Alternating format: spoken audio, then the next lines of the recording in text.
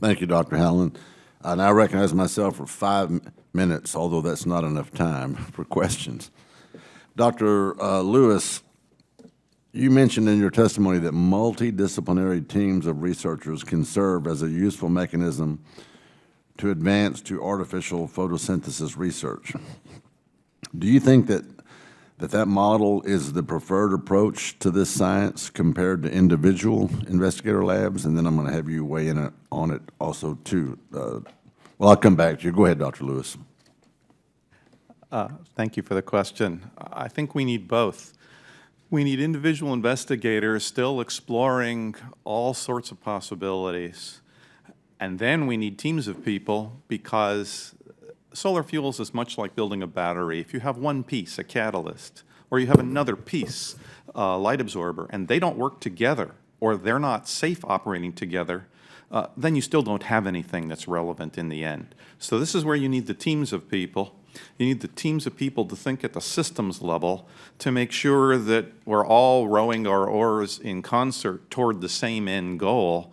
And that's best done by having engineers, chemical and mechanical engineers, by having applied physicists, by having chemists, all at least talking to each other on a regular basis and working toward the same end goal, whether they're all in one facility or distributed in different facilities by video conferencing, is less important than that they all are on the same page. How often do they talk to one another, in what format? Now, then I think you may have answered part of that question. Video conferencing, how often does that take place? It depends on the facility. In Energy Frontier Research Centers and Energy Innovation Hubs that I've been affiliated with, in some cases every day, in some cases every week, but certainly more often than every month.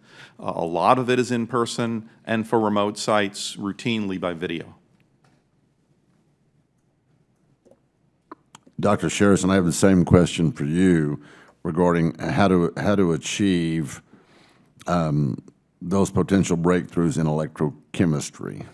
Yeah, well, certain aspects of my answer will follow what Professor Lewis was referring to. In a battery, we have two electrodes. We have an electrolyte in between, and each of these components needs individual attention. So solving 2/3 of the problem does not solve the problem of coming up with a viable device.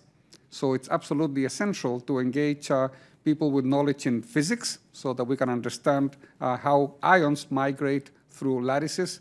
We need to involve chemists that are going to give us insight into how ions solvate and migrate through the electrolyte, and engineers that will have to teach us how to assemble the device. And finally, I guess that techno-economic models are also necessary in order to decide whether a certain technology is viable or not in the marketplace.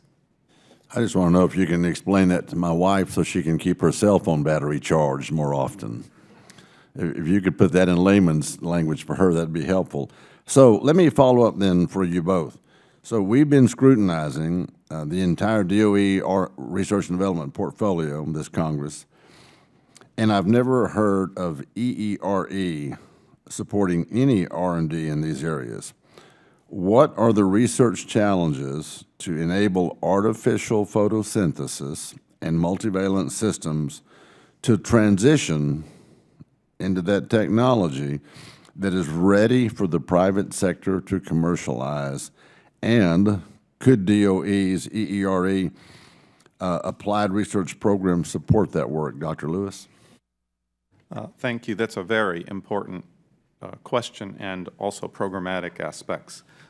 EERE does support work on not solar fuels, but related systems where there is corporate activity, such as electrolyzers or fuel cells. That being said, they can leverage that investment they've already made where there's common ground, because a solar fuel system just works as a fuel cell in reverse.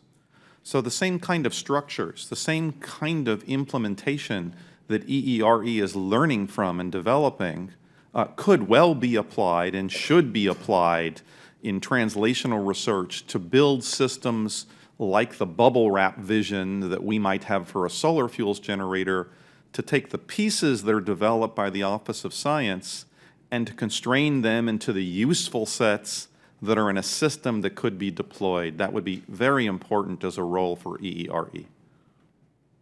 Dr. Scherson. Yeah, in fact, the same is going to apply to the field of batteries. There are situations where developments are made and people get excited, and then they go and try to make a viable device, and then they find that there are certain questions that were not answered properly. And so I think that the involvement of the government at the basic research becomes essential, and the tool in order to migrate from the very basic research into industry is a role that EERE should play. Thank you. I'm out of time. I'm now going to recognize the ranking member here with us, Dr. Mark Vesey.